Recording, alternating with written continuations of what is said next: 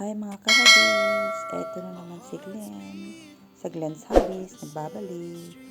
Welcome po muli sa aking channel. Ang video natin ngayon ay tungkol sa tanim ko na namumulaklak or mamumulaklak pa. Ang dami nun niyang buds.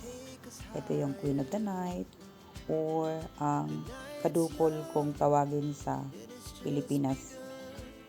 Samahan niyo ako at sabay nating panoorin ang pagbubuka ng mga flower buds nila. So, ayan mga kabis, ito na yun. Unang bulaklak niya. Ang oras ay past 12 midnight. So, ayan. Nagsimula na siyang bumuka. At sa tapat niya, ayan, meron na ring susunod. Bukas yan, bubuka. So, titingnan din natin. Bukas yan. Nahirapan ako kasi madilim. Wala akong ibang ilaw na ginamit kundi itong flashlight lang. Bukod sa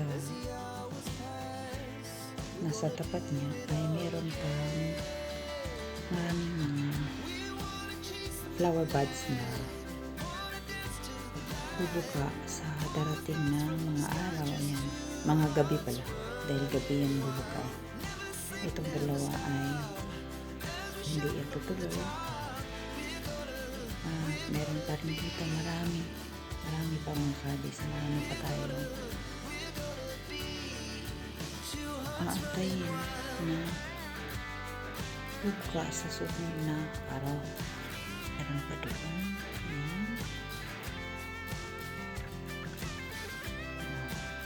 Balik tayo dito. Yung amoy niya ay para talaga siyang perfume.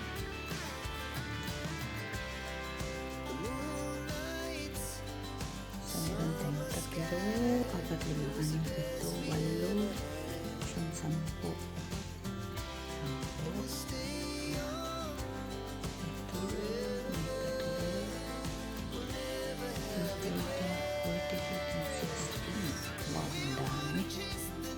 So, pangalawang beses na ito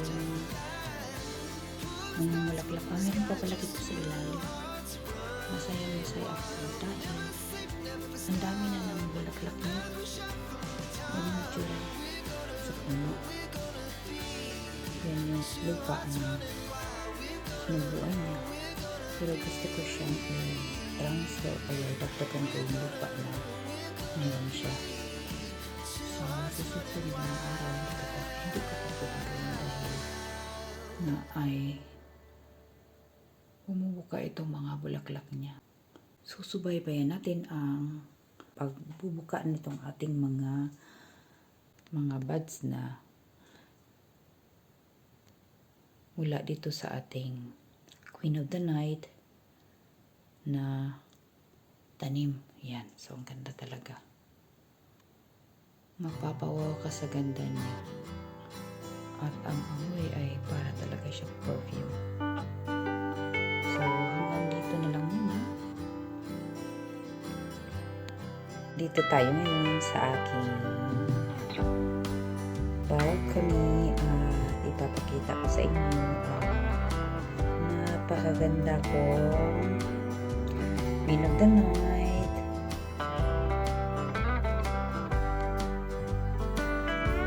Yan yung bulaklak niya. Simula kagabi ay bumuka na yan. Past 12 midnight ay open na siya. Tapos dumaan ang mga ilang oras. So lumipas na sa 18 hours at bukang-buka pa rin siya. At ako'y sobrang saya ko po dahil ang pagkakaalam ko ay ang ganitong bulaklak ay ano lang siya, mga ilang oras lang, siguro mga nasa 5 to 6 hours lang siya bubuka. Pero itong sa akin ay lampas na siya. Nasa 18 hours na siyang nakabuka at open pa talaga siya hanggang ngayon. So, na-amaze ako dito. At dito rin sa tapat niya ay meron na rin unti-unting bumubuka na pangalawang bulaklak niya. Yan. So mamayang gabi, titingnan natin ito. Wow, ang ganda. Ang amoy nila ay anong tawag dyan? Para talaga silang perfume.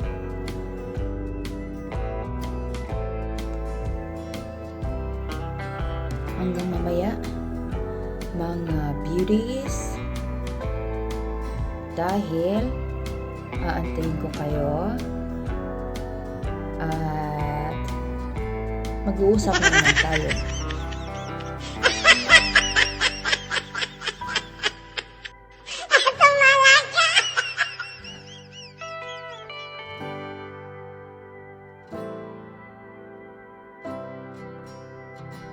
So mga kabis, ang oras ay past 10 o'clock na ng gabi at ito ang itsura ng ating Queen of the Night na mga bulaklak. Ay itong nasa left ay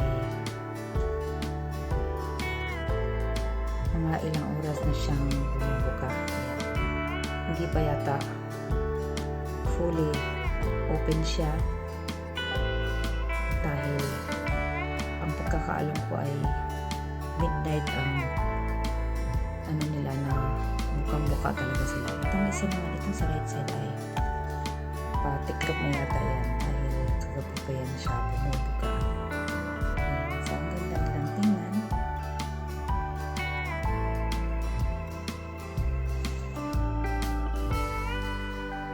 So, tingnan natin bukas kung ano naman ang itsura nila. Baka titiklop na yan. Yung dalawang yan. O baka ito lang isa, itong nasa right side lang.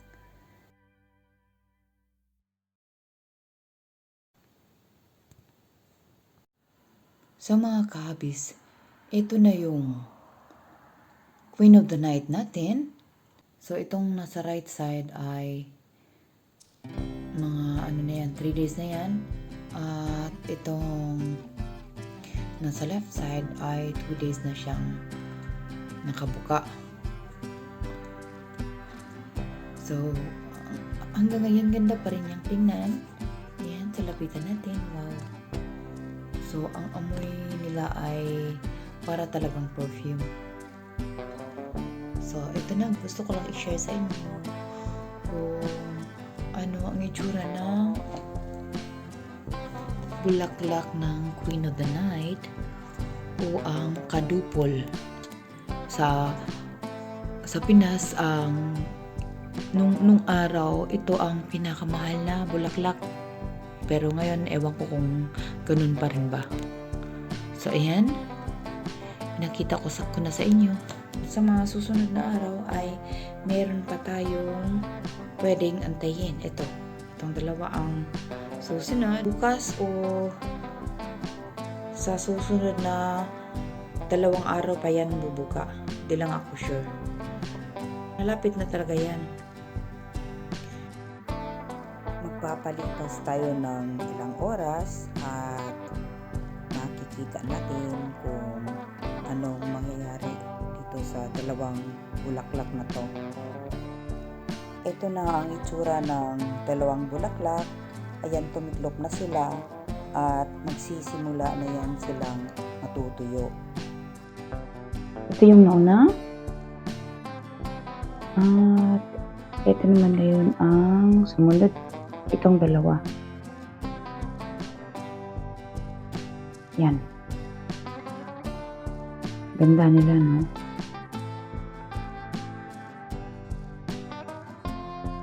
Sana all maganda. Sana all blooming. Diba? At marami pang susunod na mga flower buds na bubuka.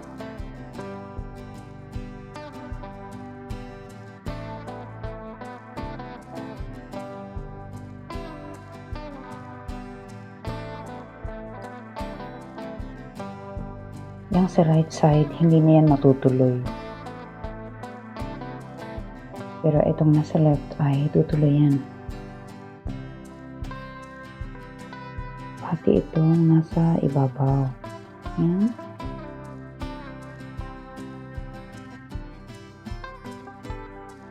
At ito.